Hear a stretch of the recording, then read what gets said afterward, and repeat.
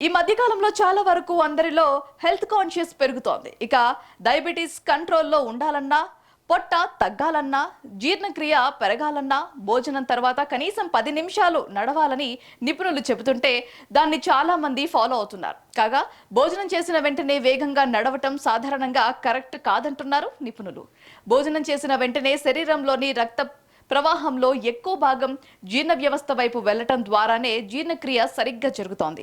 అందువల్ల వెంటనే వేగంగా నడవటం లేదా కఠినమైన కార్యక్రమాల్లో పాల్గొనటం వల్ల జీర్ణ ప్రక్రియకు అంతరాయం కలుగుతోంది.